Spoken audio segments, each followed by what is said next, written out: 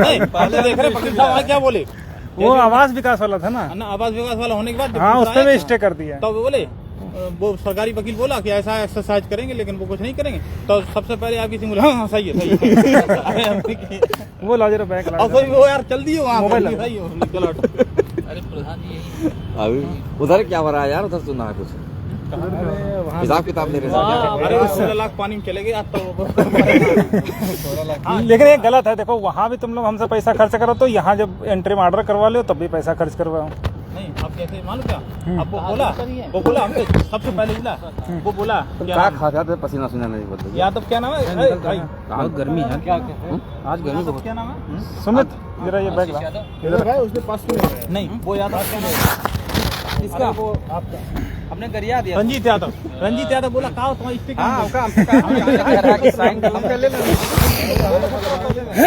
सभी साथियों को नमस्कार। आ जाओ जेलर था, आ जाओ। इससे काम नहीं चलेगा आज, इससे काम नहीं चलेगा तो। हाँ तो अपनी और ब्रजेश भाई वीडियो थोड़ा अच्छे से बनाना आज का। यार वो वीडियो हूँ बनाना सिखाए तो जो आज बनाओ तो हाँ इनको वीडियो बनाना मत। दोनों तरफ वाला ला मोबाइल लाओ। पहले तो सभी साथियों को जो सिंगल बेंच का जजमेंट है, उस जजमेंट में चाहते तो जज साहब आज ही डिसाइड कर देते, क्योंकि जब पहली बार मुकदमा अपना 2:30 बजे टेकअप हुआ था ना, हाँ लंच के तुरंत बाद टेकअप हुआ था, तो कोर्ट ने चूँकि देखो सरकार की मंशा यही रही हमेशा से कि वो भागती रही है, चीज़ों को मैनिपुलेट करती रही, बेवकूफ़ बनाती रही। तो संजय भसीन साहब, रणवीर साहब खड़े हो कि साहब कोई नेक्स्ट डेट दे दीजिए। तो हमारी तरफ से यही आर्गूमेंट हुआ कि जो है साहब या तो आप इसको फाइनल कर दीजिए, या तो जो operation of the writ court है उस पर जो है होल्ड कर दीजिए उसको। तो स्टेट किस तरीके से दोमुहा काम कर रही है ओबीसी के आरक्षित वर्ग के अभ्यर्थियों के साथ में, वो आज कोर्ट जब पहली बार अपना मुकदमा टेका वो तब देखने को मिला। ठीक है, संजय भसीन साहब ने कहा, जो स्टेट की तरफ से स्पेशल काउंसिल अपॉइंट हुए हैं, मतलब मैं सोच के ये हैरान हूँ कि लोग समझते हैं अपने ही बीच किस स्टेट उनके साथ है, लेकिन आज स्टेट ने कहा कि साहब रिट कोर्ट का जजमेंट बढ़िया है, सही है, इस पर स्टे की या किसी भी तरीके की रोक की ज़रूरत नहीं है। ये पहली बार जब मुकदमा टेकअप हो तब की बात बता रहे हैं, और आप इसको हमको जो लिस्ट रिवाइज है उसको करने दीजिए। तो चूँकि स्पेशल अपील जो हमारी फाइल है वो जज साहब पढ़ के आए थे, तो इनको कायदे से ये करना चाहिए था कि आज का मुकदमा जो है डिसाइड कर देना चाहिए था, क्योंकि आज जस्टिस राजनाथ साहब ने स्पष्ट कहा कि आप रिजर्वेशन जो है वो फाइनल सिलेक्शन में लगाएंगे या पहले लगा देंगे, और आप कह रहे हो कि रिट कोर्ट का डिसीजन गलत मतलब सही है। ATRE का 60% ही तो जुड़ रहा है, केवल उसके आधार पर चयन हो नहीं रहा। तो सिलेक्शन जो फाइनल सिलेक्शन होगा तो रिजर्वेशन का इम्प्लीमेंट उसमें होगा, उससे पहले नहीं होगा। ठीक है, आप पता करके आइए कि सरकार कुछ करने तो नहीं जा रही है। तो फिर 3:30 बजे का टाइम कोर्ट ने दे दिया उनको। ठीक है, तो कहने का मतलब ये है कि जो लोग स्टेट के सहारे थे कि स्टेट जो है उनको अपॉइंटमेंट दे देगी, कुछ कर देगी, वो भी आज पानी में मिल गया। ठीक है, लेकिन स्टेट किस तरीके से OBC SC की गला काट रही है वो आज भी कोर्ट में दिख गया कि एक तरफ वो कह रही कि हाँ हमने 6800 की लिस्ट निकाली है, और दूसरी तरफ कोर्ट में कह रही कि सिंगल बेंच का जजमेंट जो है वो एकदम सही है। अब इसी से आप अंदाज़ा लगा लीजिए कि किस तरीके से वो दोनों तरफ से चाल चल रही, और हमारे लोग समझ रहे हैं कि स्टेट उनके साथ है, वो सही कर रही है। ठीक है, तो ये सारी बातें हैं। अब जब फाइनल सिलेक्शन की बात आई तभी तो कोर्ट ने 3-3:30 बजे का टाइम दिया कि नहीं आप पूछ करके आइए।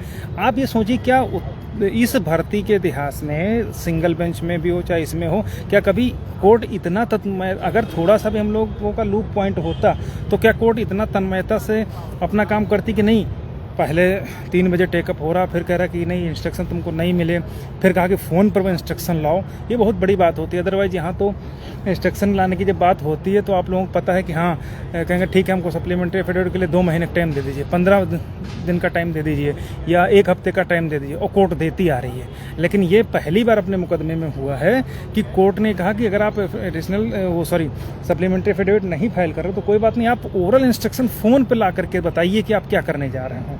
अदरवाइज कोर्ट जैसे सिंगल बेंच में भी सब लोग जुड़े रहे हैं तो सब लोगों को पता है कि जैसे ही कोर्ट ने कहा कि हाँ साहब काउंटर फाइल करिए 4 हफ्ते में, नहीं फाइल किया, कहें साहब 3 हफ्ते हो गए तो हाँ और मिल गया।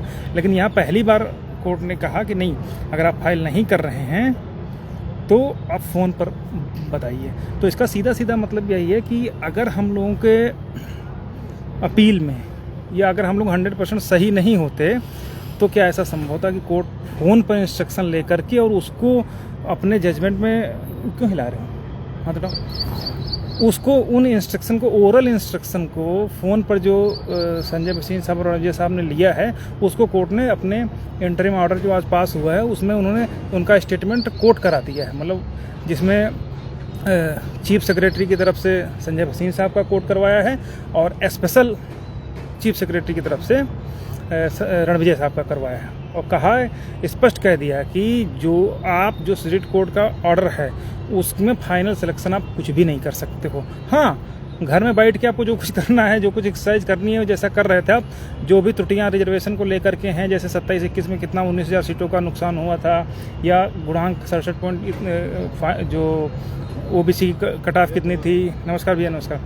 तो ओबीसी की कितनी थी, एससी की कितनी थी, सामान्य की कितनी थी, उन सबको आप एक बार अपना अंदर बैठ करके कुछ भी अपने पापों का प्रायश्चित कर सकते हो।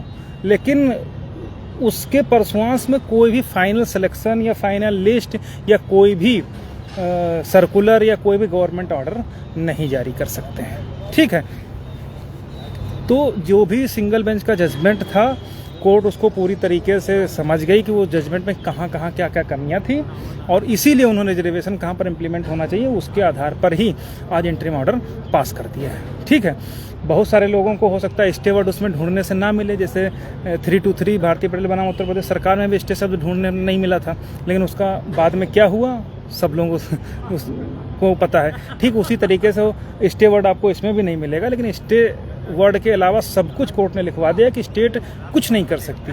बस ये समझ लो, जैसे जो लोग जो अपराधी ज़्यादा कूदते फानते हैं ना, तो उनको जेल में तन्हाई में डाल दिया जाता है कि उनको बंद करके कमरे में डाल दिया जाता है, वहाँ वो करते हैं हाँ ये गुड़ा गणित करना है। तो जो भी छीछा लेदर इन्होंने करी है 69,000 की सिलेक्ट लिस्ट में, उसको प्रायश्चित करना है कि हाँ भैया क्या क्या हमने पाप किए हैं उस लिस्ट में, किन किन अभ्यर्थियों के साथ नुकसान हुआ है, वो कुछ भी आप करिए, लेकिन उसको पब्लिकली फाइनल सिलेक्शन, अपॉइंटमेंट और नोटिफिकेशन, सर्कुलर, गवर्नमेंट ऑर्डर कुछ भी जारी नहीं कर सकते till the final judgment of the special appeal. यानी जब तक स्पेशल अपील का फाइनल जजमेंट नहीं आ जाता तब तक सरकार कुछ भी नहीं कर सकती। तो मोटा मोटा ये है कि जो सिंगल बेंच का जो ऑर्डर है वो पूरी तरीके से निष्प्रभावी हो चुका है। मुझे आश्चर्य सिर्फ इस बात का है कि जब जज साहब फाइनल सिलेक्शन पर और पूरी तरीके से पूरी गुड़ा गणित जो स्टेट को करनी है उसको किसी भी तरीके से पब्लिक नहीं करना है, जब सब कुछ वो समझ रहे थे कि कहाँ पर फाइनल सिलेक्शन हो रहा है, कहाँ पर रिजर्वेशन का इम्प्लीमेंट होना चाहिए, ATRE का कितना जुड़ना चाहिए, वो रिलैक्सेशन रिजर्वेशन, उन सब कुछ वो समझ रहे थे।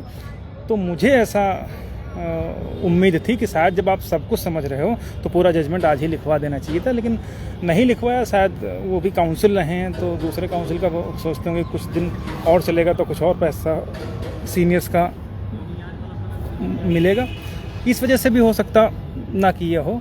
लेकिन इतना ज़रूर है कि जो रेड कोर्ट का ऑर्डर था और स्पेशल अपील में जो जजमेंट आना है उसकी दशा और दिशा पूरी तरीके से तय हो गई है।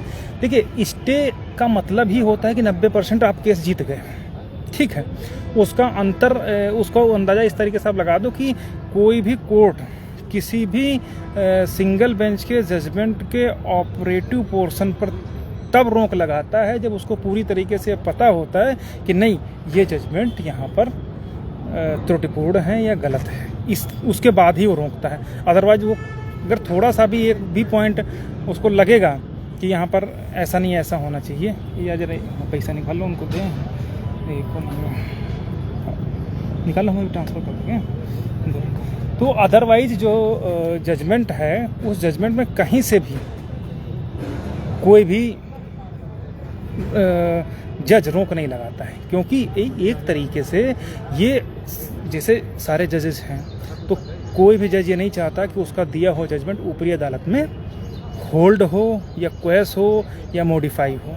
ठीक है, तो जब कोर्ट को स्पेशल अपील में डबल बेंच में जब दोनों जजेस को लग जाता है, 1000 निकालो, 2000 निकाल लो। ठीक, क्या बता रहे थे, भूल गया। हाँ, वो रोक तभी लगाएगा जब वो पूरी तरीके से 100% ये कंफर्म होगा। दिनेश भैया नमस्कार। जब उसको लगेगा कि हाँ वास्तव में सिटी कोर्ट ने गलत किया है, उसके बाद ही उसके ऑपरेशन पर स्पेशल अपील में जजमेंट पर रोक लगती है। आज जब हमारी तरफ से बहस हुई तो कोर्ट ने, जितने लोग थे कोर्ट में, उन सब ने सुना होगा। कोर्ट ने स्पष्ट कहा कि कहाँ पर रिजर्वेशन लगना चाहिए, कैसे लगना चाहिए, ATRE क्या है, उन्होंने ओरल में बोल दिया, यानी कि ऑपरेटिव पोर्शन बोल दिया।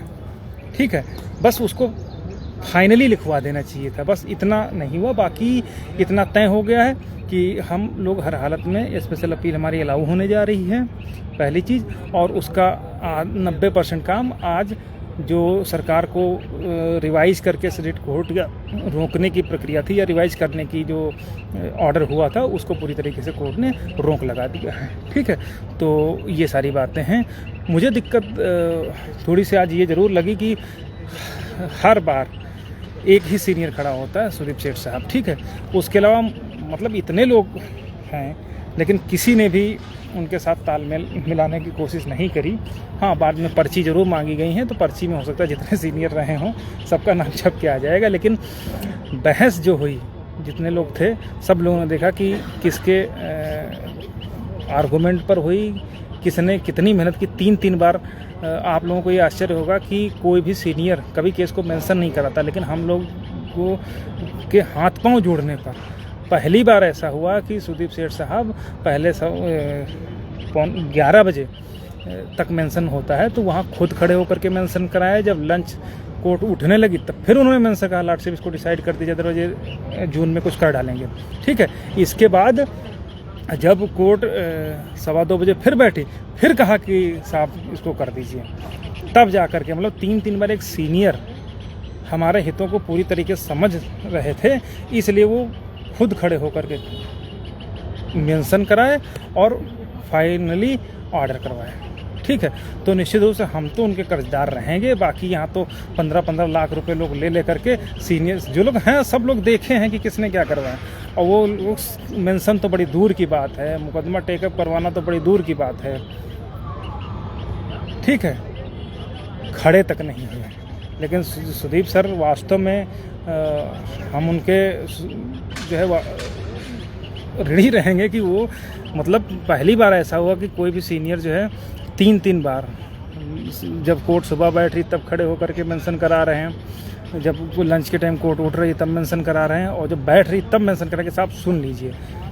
इतना सब आज जो ये इंटरिम ऑर्डर पास हुआ है, ये इतनी आसानी से पास नहीं हुआ है। अगर हम लोग इतनी मेहनत नहीं करते तो बाकी फ़ोटो खिंचवाने के लिए, वीडियो बनाने के लिए तो बहुत सारे लोग आते हैं, सारी चीज़ें हैं, लेकिन हम कुछ कहेंगे नहीं। ठीक है, तो बहुत बहुत RK भाई, अब देखिए उस गिरोह के विषय में हमको कुछ नहीं कहना है। ठीक है, क्रेडिट सबको लेना है।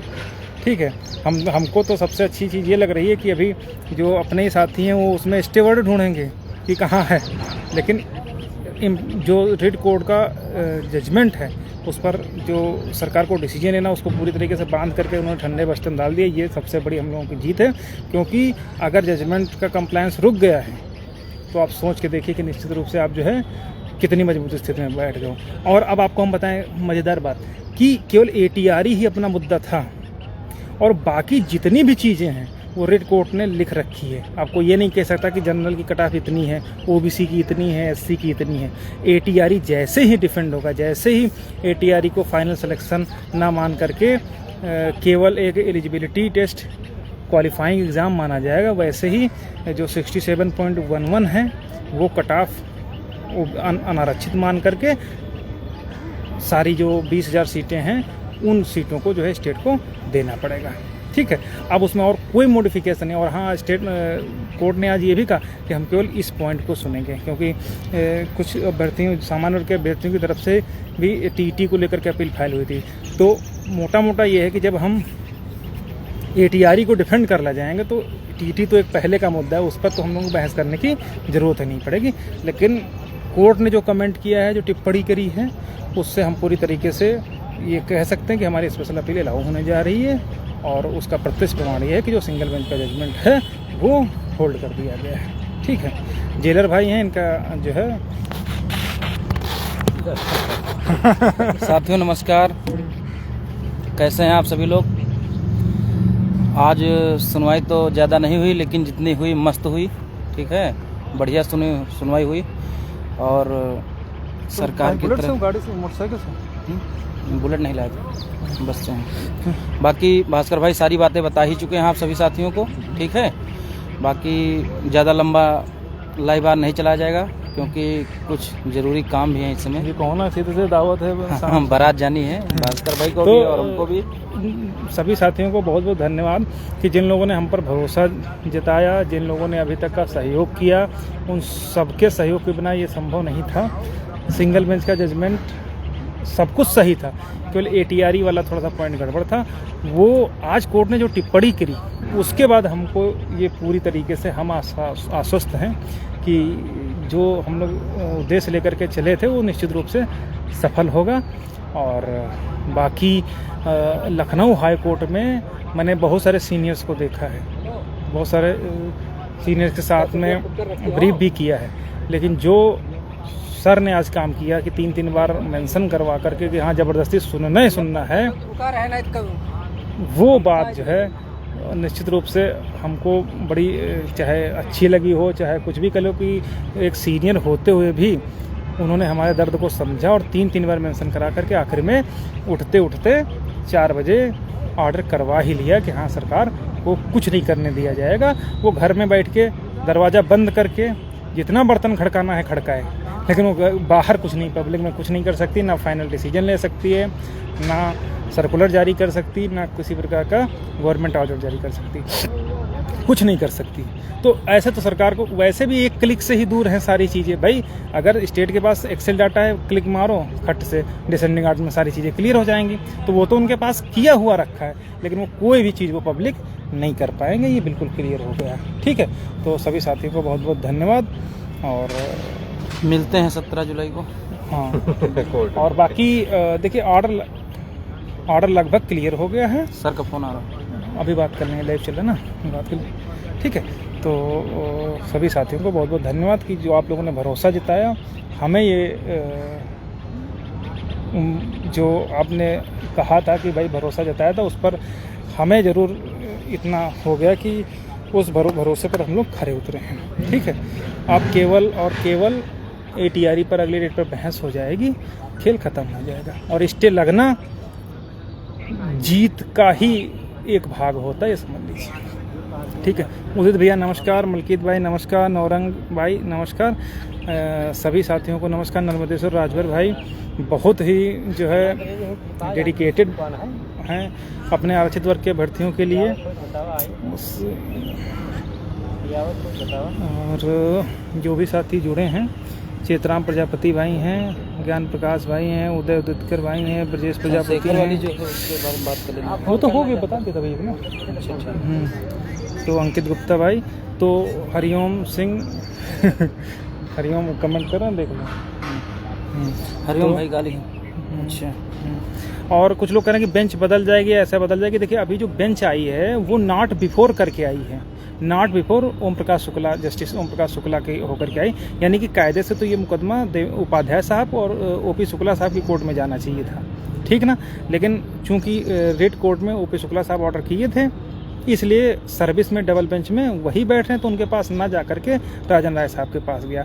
अब अगर जुलाई में वो बेंच बदलेगी भी, तो जो रिट C से राजन राय साहब उठ करके हो सकता है सर्विस में ही आ जाएं, हो सकता है उपाध्याय साहब की कोर्ट में मैटर चला जाए। तो उपाध्याय साहब तो सर्विस बेंच के बहुत बड़े मतलब वकील भी रहे हैं और उनको बहुत ज़्यादा नॉलेज है सर्विस के विषय में, तो वो तो 2 मिनट में सारी चीज़ें उनको तो पता ही रहती हैं। ठीक है, तो हम लोगों का कोई दिक्कत वाली बात नहीं है। रिट कोर्ट में बदलती रहती है, लेकिन डिवीजन बेंच में यहाँ 2 ही 3 बेंच बैठेंगी, या तो राजनायक साहब की बैठेगी, या उपाध्याय साहब की बैठेगी, या चीफ साहब की बैठेगी, 3 ही बैठेंगे और चौथा कोई नहीं बैठेगा। ठीक है, तो बेंच बदलने का भी कोई प्रभाव हम लोगों के ऊपर नहीं पड़ेगा। हो सकता है रेट सी से उठ करके राजन राय साहब सर्विस में आ जाए, तो फिर इन्हीं के यहाँ लगने लगेगी। ठीक है, बहुत बहुत धन्यवाद।